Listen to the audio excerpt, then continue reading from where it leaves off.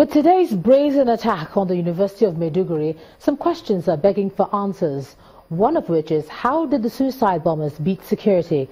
Joining us to look at this is the Chairman, ASIS International and retired officer of the Department of State Security, Mr. Seyi Adetayo. Thank you so much for joining us on the news at 10. The pleasure is mine. And you've worked largely in the northeast axis during your days at the DSS, so it's good that we have you in the chair this evening. Thank you for coming. There seems to be a trend. I mean, looking at the attacks that we've had this January alone, you know, you have a suicide bomber detonating IEDs in multiple locations. What should the response be now?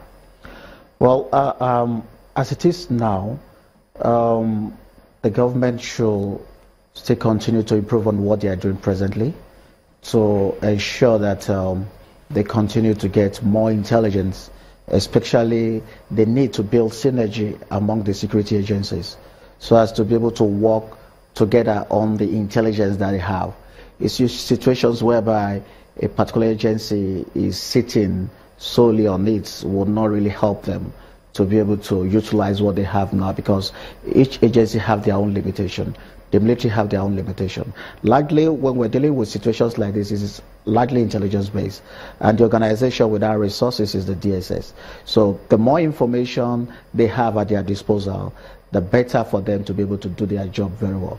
But we also need to understand that, you see, this is just what is symptoms of, you know, when you are dealing with organizations like this and you've likely decapitated them to this level, what you start seeing them is attacking soft targets like we have seen today. And don't think it will be wrong for us to think that we can just wish this away. Now, those people have means of raising funds. They will continue to raise, as we're speaking, they are raising funds. And these funds are channeled into three major areas that I call raw. Recruitment, armaments, and then welfare.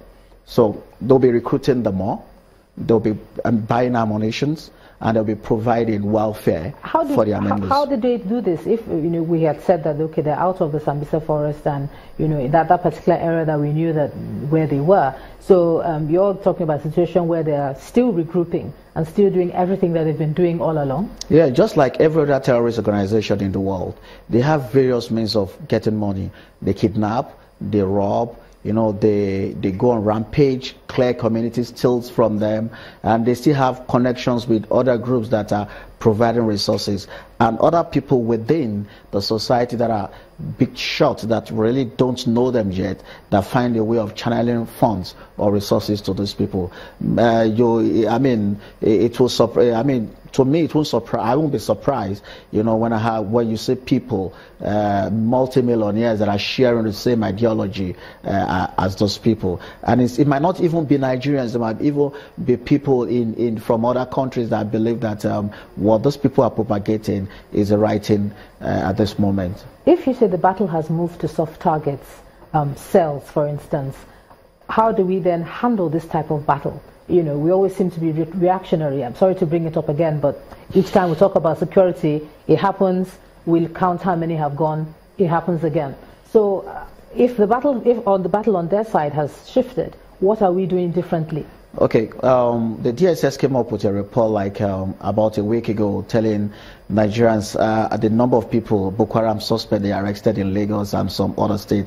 Ordinarily, we wouldn't have known this if they didn't come up with such report. And that's to say, I mean, that's to show that such operations must be, you know, going around in the country. As in Canada, they must have been carrying out such operations over time and arresting people that are actually not talking. Now, if those people weren't arrested and they succeeded in carrying out those attacks, we'll count them among the ones we've already, you know, recorded.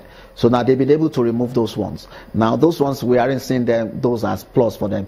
You see, if they are planning 20 attacks, you're able to stop 19, and they succeeded in carrying out one, people won't see that 19, only see that one. That is not to say that they still don't have more, need for improvement in what they're doing. But the truth is that they are working, and when you are dealing with situations like this, trust me, no nation so far that I've seen from my own study of terrorism globally that have been able to come out clean after going through what we're going through. France, they are still battling it. Italy, Algeria, Morocco, Tunisia, Sudan, Somalia, just name it. They are still facing the same issue. And we just have to continue to learn from our mistakes to see how to close up on those gaps that we've been able to create. More importantly, politicians within that particular area, they need to do more. They need to support the government more and put politics aside. I think they are doing better than the way they were like 2 or 3 years ago. All right. A retired officer of the Department of State Security, Mr. Sheyi Adetayo. Thanks for sharing your thoughts on this issue on the news at 10 tonight. Thank you so much.